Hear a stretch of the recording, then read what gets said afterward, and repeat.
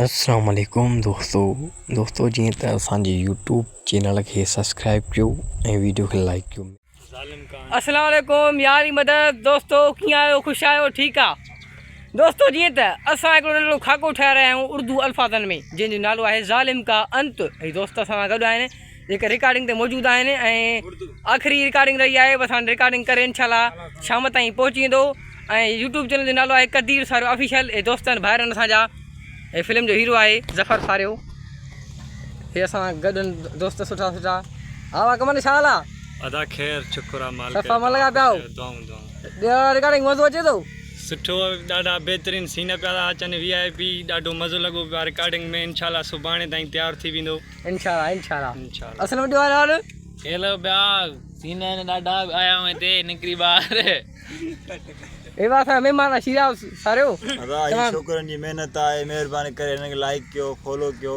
वॾी महिनत था कनि, कमकारियूं छॾे करे पंहिंजो टाइम कढी अचनि था। हिननि जी महिरबानी करे सपोर्ट कयो। मां हिननि जो दोस्त आहियां, मां हिन कम में शामिलु न आहियां, पर पोइ बि हिननि सां आयो आहियां संगत जे हवाले जे करे। वरी वरी महिरबानी शीरा, वरी वरी महिरबानी दोस्तों। इंशाल्लाह शाम ताईं अची वेंदो वीडियो असांजे यूट्यूब चैनल ते। तमामु बहितरीनु कहाणी आहे ऐं हिन कहाणीकार आहे ज़फ़र सारियो, डायरेक्टर ज़फ़र सारियो, एडिटर लाला अब्दुल कदीर सारियो, प्रोड्यूसर शीरा सारियो ऐं कमन सारियो। महिरबानी भाइरनि जी, ज़रूरु ॾिसंदा असां।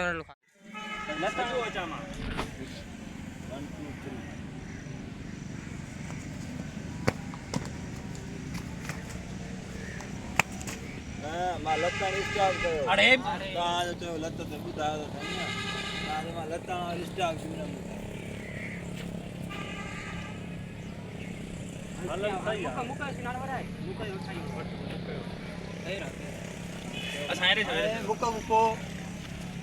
थोरो मथे ते मुकाइण आहे बस। हे बड़ी भरींदो रखंदो आहियां यूट्यूब ते। हुन हे परते निकिरे स्टॉप कर।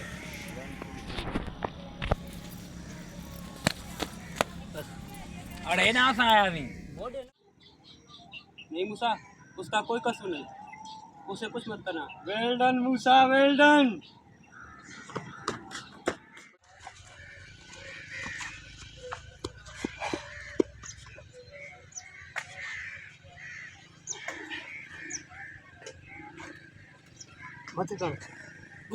कट पा शहरयार, तुमने भी मार दिया ना मूसा को? जी जी, मूसा भी मर गया। तो अब चलें? चले। इसका बंदोबस्त कर ले। कबीर वो तो मर गया, इसका क्या करना है? इसको बैठक पर ले चलो, चलो। अस्सलाम वालेकुम दोस्तों जीअं त असांजे यूट्यूब चैनल खे सब्सक्राइब कयो ऐं वीडियो खे लाइक कयो। महिरबानी।